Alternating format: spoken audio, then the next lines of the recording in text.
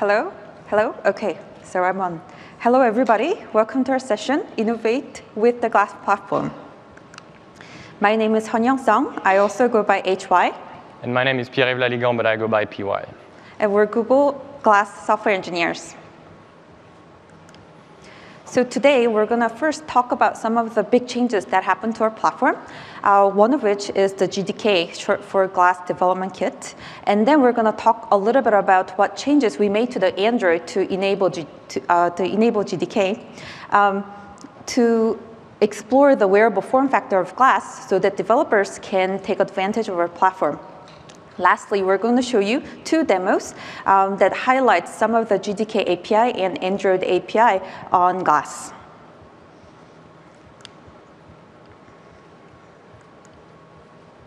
So around last November, we released the GDK to the public. And as of this year, April, GDK entered the preview mode, which means that glassware that was built using GDK can now be submitted to be listed on our My Glass website.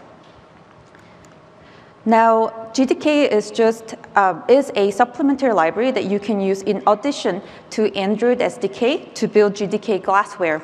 So we wanted to upgrade our platform so that everybody can use the latest Android API. So last year, when I was giving out a similar talk, our platform was based on Ice Cream Sandwich 4.0.4 API level 15. But as of this year, April, our platform is based on KitKat 4.4.2 API 19. This upgrade brought a new set of APIs available on Glass, some of which will be showcased later on during this talk, during PY and my demo. So SDK Manager inside IDEs such as Eclipse, Android Studio allow you to seamlessly download the GDK jar so that you can create your GDK glassware. And along with it comes some sample apps that you can also download to use as a template to write your own GDK glassware. As a matter of fact, a lot of the screenshots and videos that you're going to see later on in this talk are captured from these sample apps.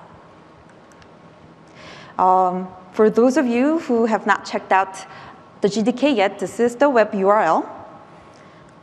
And for developers who already have a glass and who have a GDK-based glassware, the first link lists all of the checklists that you should check before your submission. And then the checklist is the second one. The first one is the form itself where you submit your GDK glassware. So enough with the announcement. Let's talk about GDK from a high level. So one of the first things that you can do with the GDK is make your glassware integrate with the timeline. If you use the VoiceTriggers API, you can start your glassware from our clock screen using either voice or the touchpad. Using the LiveCard API, you can draw into the timeline to the left of the clock screen. In this example, our Compass sample app is drawing the user's orientation into the timeline. But if you do not want to use LiveCard and do not want to draw into the timeline, you can use CardScrollView to create your own view, a set of views in an immersive mode so that it has exactly the same like swipe and flinging behavior, just like the timeline and glassware system apps. To create cars that goes inside the CardScrollView that looks exactly a similar way as the glass system apps, you can use the Card API. This API is not public yet. It'll end this API demo. This will be rolled out to you in either next or the following upcoming OTA.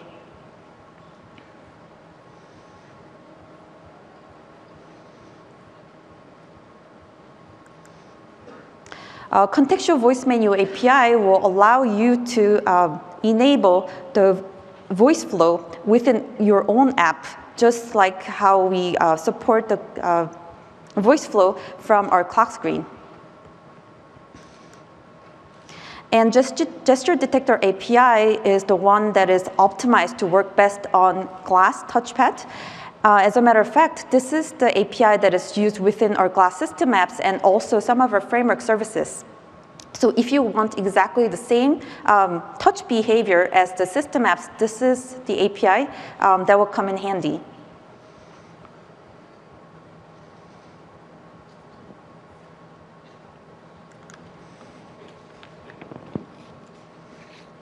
There are some APIs that allows you to listen to the state changes within Glass. On-head detection is a framework feature that uses the sensor facing toward your eye so that the Glass will know whether you're wearing your device or where you took it off. This feature is used to optimize the state of Glass. For example, if you're not wearing the device, then it turns off some of the services that doesn't really have to run to conserve power. There is a API within, so this intent API, which is part of GDK, is fired whenever they are on the transition edge so that third-party apps can also listen to it so that they can turn off some of the services that doesn't necessarily have to run when the user is not wearing the device. So there's more to the GDK, but everybody can read it on the website. And what I'm going to talk right now is what are some of the changes that we made to the Android to enable GDK. So this is a rough sketch of what the typical Android vertical stack looks like. On top of Linux kernel runs the Dalvik runtime, native libraries. On top of it is the framework, which is a set of services that support the Android SDK and applications sit on top of it. Now, these are some of the commands that you can execute to inspect each one of these vertical layers on both your Glass device and on your mobile phone. As a matter of fact, this is the command that I executed when I first joined Glass to see what was there. So if you execute these, instead of the Android default launcher inside Glass platform, there is Glass something something APKs that represent various features that are already available on Glass.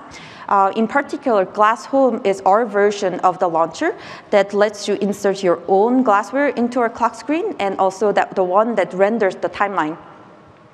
Boutique is the APK that downloads glassware that you turned on the My Glass website. When you execute that dumpsys -l command, you'll also see all of these standard Android services, activity, window, power, battery, and so forth. Two that we did change in our Glass are the location and account service, because compared to default standard Android, where everything is done on the client, Glass does authentication using the My Glass website, and that GPS information is piped through your companion app for better accuracy. There are some services that we inserted. Head gesture service monitors when you are moving your head around so that when you look up, that screen turns on. The eye gesture is what I just talked about when I was describing on-head detection card that monitors the movement of your eye, that also enables wink feature for wink to photo feature. And lastly, this timeline manager is the service that runs in the background so that you can draw into the timeline from your remote glassware app using the LiveCard API. But for the rest, we changed a little bit of native libraries, we changed a little bit of kernel, but we didn't touch Dalvik virtual machine at all. All in all, we didn't touch any part that a vendor building a mobile phone or tablet would have kept untouched. So at this point, I would like a quick show of hands. How many of you sitting in the audience have modified Android OSP? How many of you are Android developers? Okay, so now PY is going to further your understanding of what we did on Glass platform. PY? Thank you, HY. So I wanted to give you a little more perspective on all the work we've done on Android. So the graph you see here shows the relative size of the Android SDK versus the GDK. And as you can see, the former really dwarfs the latter. And I think that illustrates very well what we're trying to achieve with the GDK, which is We're trying to build a complement to the Android SDK so that you guys can continue building on a platform that you know and hopefully love, while at the same time taking advantage of what makes Glass such a specific device. And a lot of it has to do with user interaction. And as you can see by comparing the first two columns, UI widgets make for a very small part of the SDK. So to replace those, we've added our own widgets to the GDK, but you can still very much take advantage of the vast majority of the Android SDK. So under the hood, same story. We haven't added all that much to the system server, just enough to support the services that HY talked about earlier. So all in all, at its core, Glass is very much a standard Android device. I think we really believe in the potential of this platform, and especially for wearable devices. So under those circumstances, what does it really mean to innovate on Glass? So first, I'd like to take a very short trip down memory lane. So not long ago, the rise of mobile devices has opened up a lot of new opportunities. Touchscreens, mobile data, sensors for location, acceleration, sound, paved the way for new experiences that were previously unfeasible on older computing platform. Well, we think that a similar wave is coming with wearable device, with Glass at its forefront. And it's very important to understand what makes those devices different. So in the case of Glass, the location of the device on the user's head greatly reduces the amount of time between user intent and action.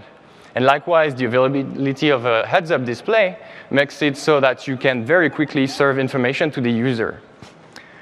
And all in all the hands-free features such as voice recognition, eye gesture, hand gestures enable the use of the device in situations that require the user's full attention and full skills. But that's not all there is to Glass. As you can see on this slide, there's a wealth of features packed in this small and light device. You could just as well take advantage of the BCT, that's the bone conducting transducer, the little speaker in the back of the frame, to notify the user instantly, without even turning the screen on. Or you could repurpose the button at the top of the frame to let the user give your app a very clear and fast signal. And I think there lies one of the big principles for designing and innovating with Glass. Really understand what makes the device different, its form factor and all its components, and learn to use all these features and combine them smartly using all the platform APIs. This is very important not only to create new compelling experiences, but also to overcome some of the challenges that inevitably come with new devices. And to illustrate that last point, I'd like to walk you through an example that's taken straight out of your devices. I'd like to talk to you about our web browser. So with a mobile device, a touchscreen makes it very easy to interact with the web. You can directly manipulate content. It feels very natural. On Glass, of course, no touchscreen, no such luck. But still, web browsing is very important to us in the context of search. So on Glass, you can perform a search by saying, OK, Glass, search, and then your search query. And sometimes you get a result whose snippet is, it's good enough, but you need to dig a little deeper. And that's where the web browser comes into play. So the first thing we did is actually really focus on that use case and get rid of things like tab browsing, bookmarks, et cetera. And it so happens that really narrowing down your use cases is about 50% of the work. And for the remaining 50%, let me show you what we did. So the context is you just run a search query, you have the result snippet, you tap twice to actually open the link, and you're directed to a web page. So at this point, if you put 2 fingers on the touchpad, you're entering browse mode, whereby moving your head around will pan around the page, and sliding the fingers up and down the touchpad will control the zoom level. If you let go of the 2 fingers and you're centered on a link, you're just 2 taps away from actually navigating that link. So there it is, getting to a page, navigating, finding some information, and optionally following a link. That's exactly what we want to do. And it turns out the experience, I invite you to try it, is pretty cool. It works well. So now I'd like to show you how we could build this if we were to replicate it. So the first thing you need to do is to monitor the movement of the head. So this is done through a standard Android SDK API, the sensor manager. So you want to get a hold of the rotation vector sensor and register for updates. So that's the first snippet. And as you can see in the second snippet, whenever the orientation of the device and so of the user's head changes, you get an update with 3 angles describing the position of the device.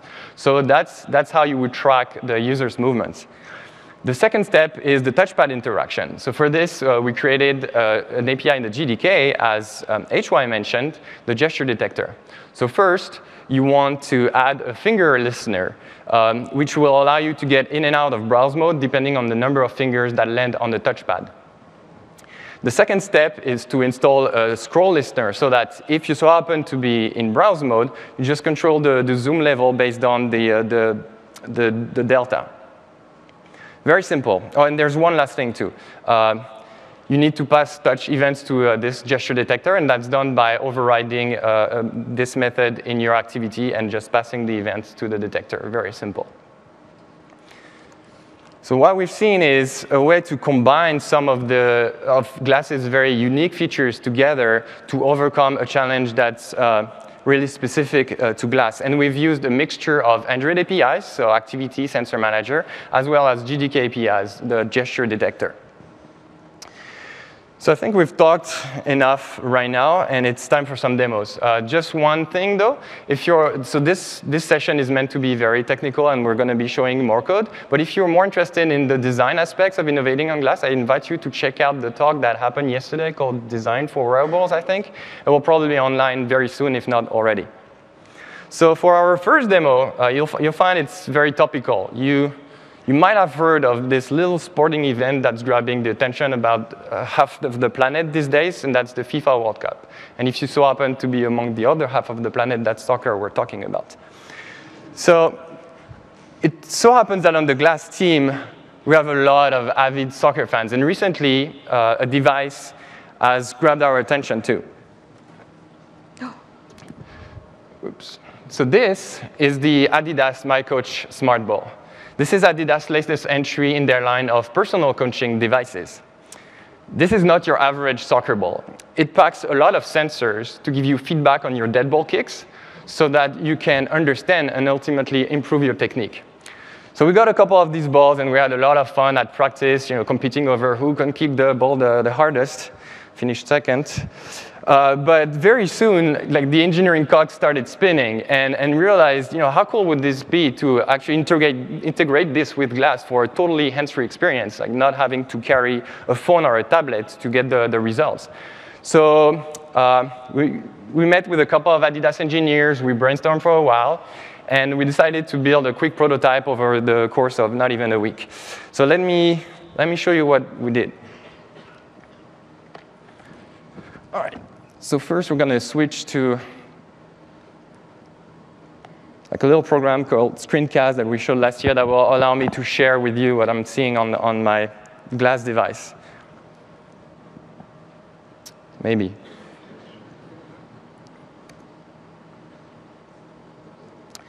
Drum roll.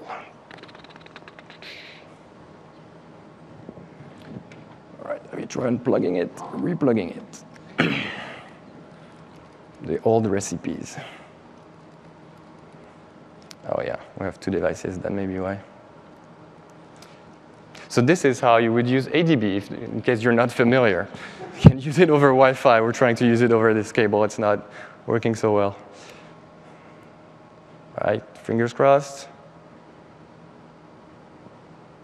Yay. And this is the demo. No, I'm kidding. All right, so the first step, what I'm going to do is actually start the app. OK, Glass? Start practicing. And so what this does is it actually tries to connect to the ball using Bluetooth LE. That's an API that became available on Glass with the XE16 update. And it looks like we're connected. That's truly a miracle. All right, so now we're ready. How about we take a kick? No? Nobody? All right, I'll still do it. So I just have to tap and tell that I'm ready to kick, and now. All right, let's see how I did. So now, basically, what the app is doing, it's communicating with the ball to fetch some data. If you use this ball with the provided app, what it does, it gives you feedback on your speed, your point of impact on the ball, the trajectory, launch angle, rotation, a lot of very useful data. So we'll see if it worked in that case. Oh my God, yeah, it was a lame kick. So as I mentioned, this is something we built like over a couple of days, and especially the mathematics part is not that solid, and it really needs like a clean trajectory to work. And unfortunately, like the stage is a little too small. But unfortunately, what we did is we built a demo mode inside the demo. So let's try it again. Start. That was a kick. All right, and let's see how it does. Hopefully, it won't be as lame as the previous one. All right. It takes a little while because it's pretty slow. Oh my God. Yeah, it's 51 miles per hour. So I get immediate feedback, and I can keep going, just trying another kick, and like all the results will accumulate, so I can keep track of my performance so far. And that's pretty much it. Very simple demo. So let's go back to the slide. So again.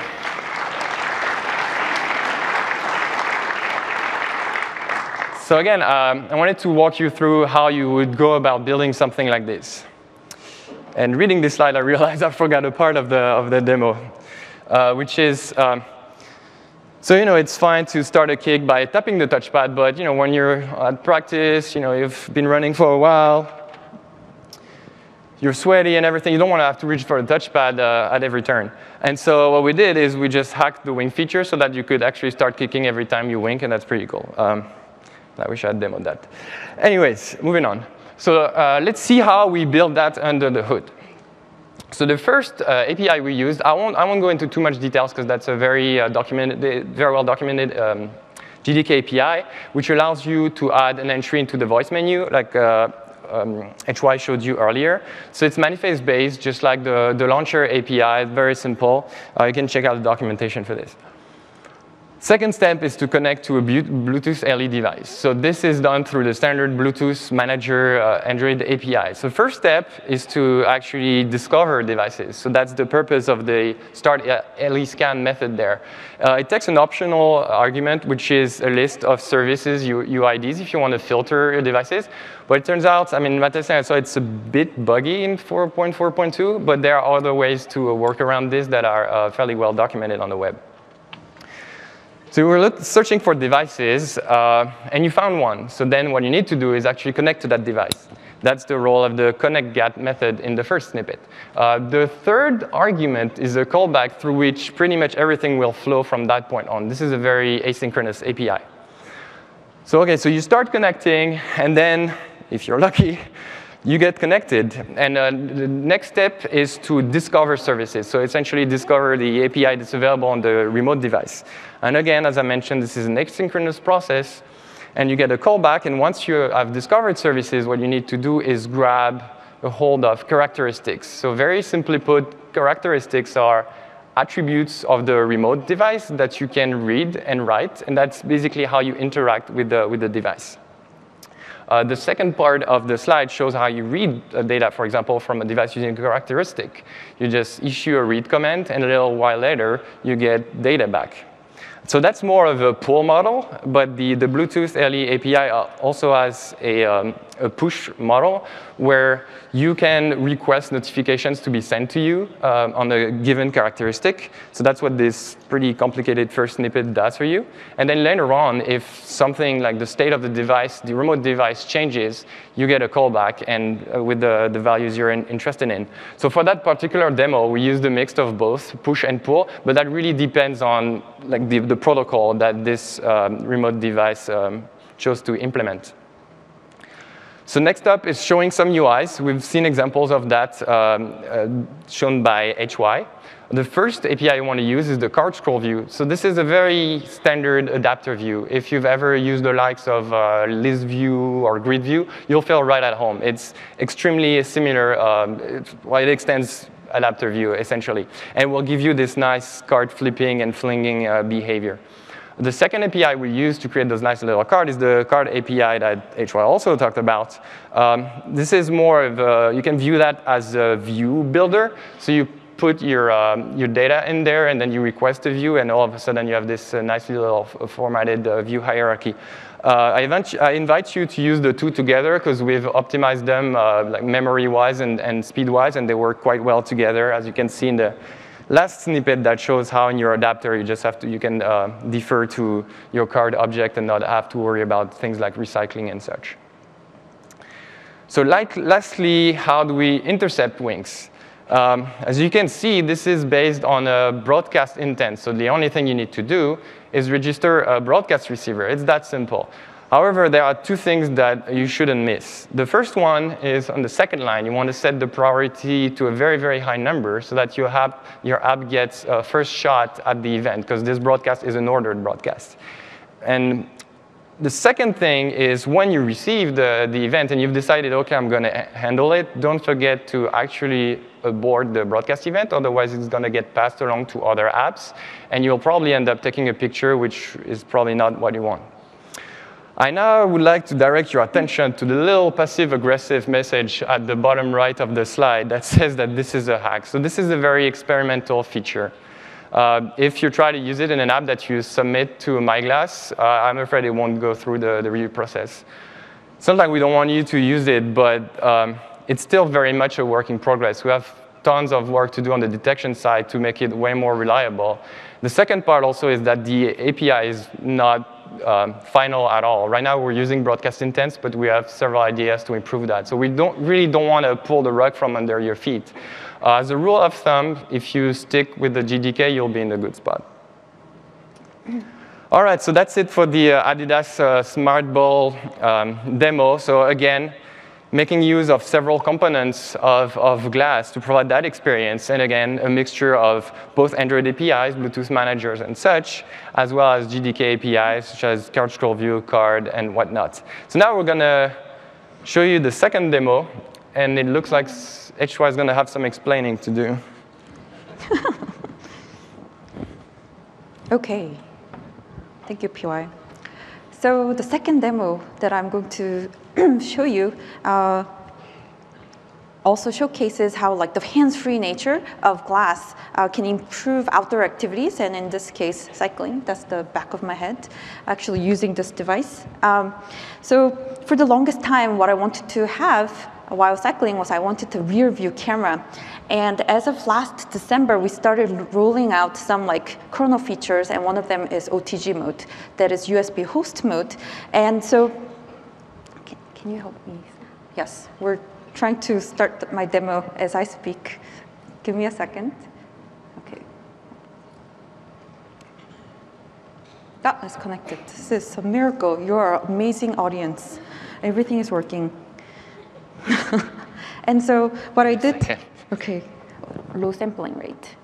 Low sampling, yes.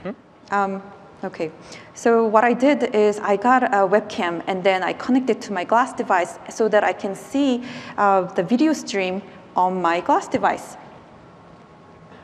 And right now, we're using a little bit different mode than PY's demo, because as you can see, my USB port is taken by my OTG cable. So we're doing an ADB over Wi-Fi. So now, this, OK.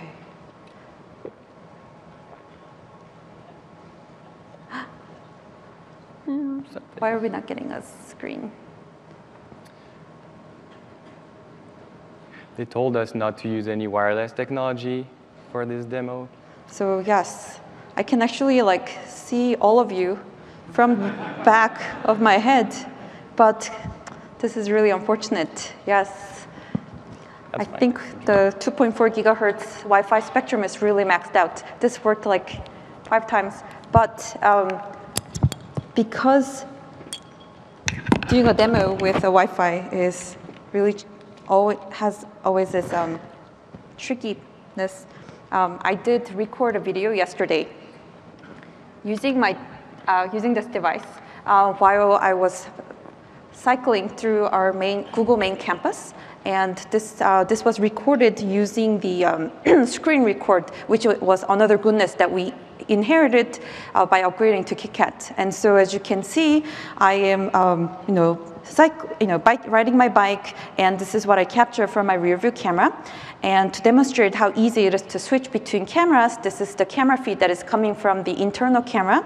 And yes, there's a little bit of lag, but and then I'm going to switch to my rear view camera again, and using the options menu. And then the second options menu is, oh yes, I can see a shadow of myself riding my bike over there with this gigantic head. Oh, a big disclaimer here is that like this I built over over the course of a week, and this is really ugly and big, and wouldn't have never seen the light of a public camera if this was not an engineering or developing session.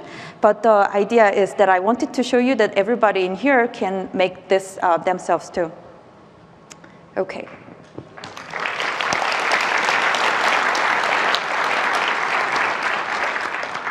So what did I do? So what is exactly on top of this helmet? So in an ideal world, all you would really need is a USB host mode enabled glass device and an OTG cable and a low power webcam. But life is not that simple, and so most of the webcam that you get from Fry's or your local electronics store requires 500 milliamps when glass can only provide 300 milliamps on a host mode. So that's why I introduced this USB hub. This USB hub serves two purposes. First one, so that it connects to the battery pack to charge the webcam, so that I can record as long as possible. And then the second important reason is that the USB device driver will not establish the connection if your peripheral device says, oh, I need more power than what you can provide me. So this USB powered hub tells the glass device, I don't need any power from you, and hence the glass is okay with it, and then establish the connection. So some of the commands that you can execute yourself to verify that everything has been properly set up is, the first one is ls-usb. It'll list two additional peripheral, well, it lists two additional peripheral devices for my case because I have the USB hub and also the webcam. And if everything worked correctly, we also modified the camera hell layer, hardware abstraction layer, so that you don't have to root your device. And all this change will be part of your upcoming OTA. So if everything is correctly mounted, you'll see that video 0 node mounted on the dev partition. But what you should look out for is that you should look at the kernel logs, and if the kernel logs say, oh, there's insufficient power available on this bus, then it means that that webcam that you purchased that you thought was a low power is not actually a low power one. So get a new one, or get a USB hub. So the beauty of the glassware that I built over the week is that it's less than 300 lines of Java code because the webcam can be accessed using standard Android camera API. So that get a number of cameras method, it'll return to camera index 0 will be the internal camera and 1 will be the webcam. And after you set proper size and frames per second and pixel format, and then attach a surface holder to it, you can start a preview, which what you just saw. The direct rendering callback that you're going to attach to the LiveCard, it is a subclass of the surface holder callback. It has one specific glass callback method, which is rendering paused. And this is what made this partially what made this demo work, is that this responds to the visibility state of the LiveCard. So when LiveCard is no longer visible, that paused Boolean variable return true. And so at that point, release the expensive resources such as camera, which is what I'm doing here.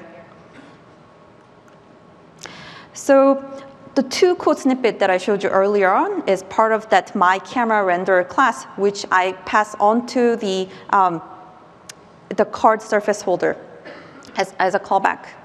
And if you remember from the demo, I used the options menu. But in typical Android world, you start your own activity and you draw a menu using it. But LiveCard is a remote activity. So the way that this works is that, but thankfully, when you initiate a LiveCard, you can assign a pending intent.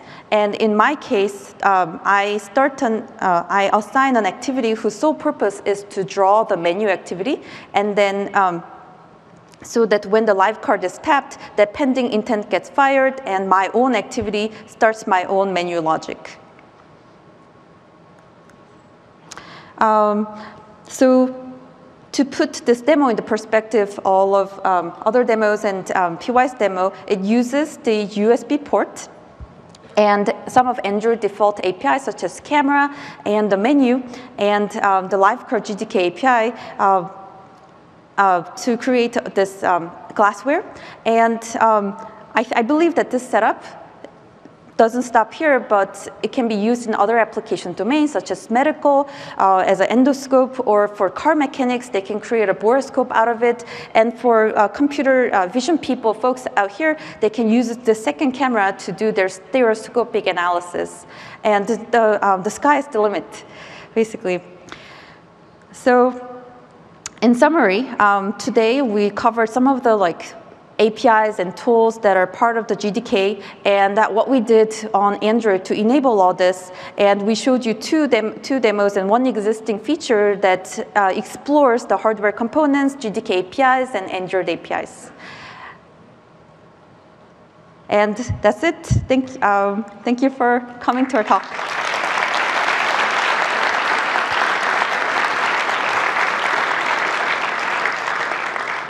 So if you want to, if you have any questions, line up behind the microphones.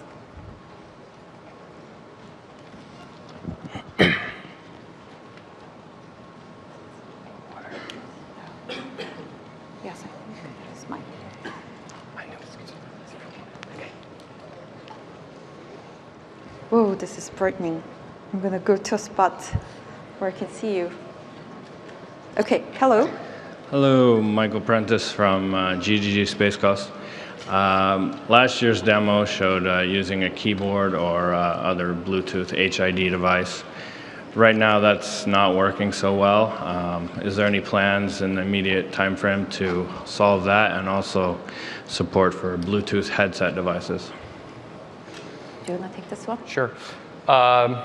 Yes, so right now we're aware this doesn't work anymore. I don't know if you remember, but last year the talk was void your warranty, like more of the hacking version, so it came with no guarantee that this stuff would stick. But actually, we are obviously interested in remote peripheral, especially with Bluetooth. So unfortunately, right now it's not a priority. When we get time to fix that, we'll probably fix that. And same thing with Bluetooth headsets. I think that's one of the top requested features. So. But it's one of those things that I'm really working hard to bring it back as well. So yes, it'll come. And by the way, there's a workaround for this, right? If you really need a keyboard, you can, over ADB, you can just use the ADB shell input key event command, and 61, I think, is a tab. Yes. Whatever. Then it's the whatever key code you can send to the app. So you don't really need the keyboard. So we'll take one from. Oh yes. Oh, the screen. Go ahead. Yes, one from the back. The back. Are there any plans to bring back static card generation in the timeline in the GDK? Not at the moment.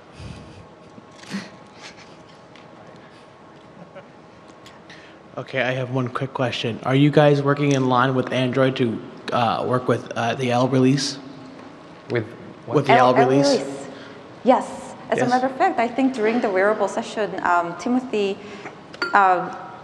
sort of describe what we were working on, which is we're already working with them to bring even Android Wear API to Glass, so that from your phone, when you get a notification, it doesn't only send it to your watch, but also on Glass. And a lot of that has to be done with the needs support from L release. Matt Kaufman, GGG LA. In the past, there's been a lot of conflicts with Google Apps device policies.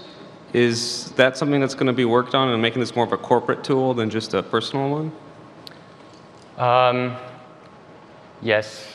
So I believe we recently announced our at-work program, and we have a couple of partners, and I think that's also one of the top requested features. So it's still a very early effort, but I believe device admin policies are among the top things we need to fix and make work on glass. Okay, thank you. Also, side question: did you try 2 cameras? 2 cameras? Yeah, with the USB hub. I did not, but you will, I'm sure. yes, yes, Okay. I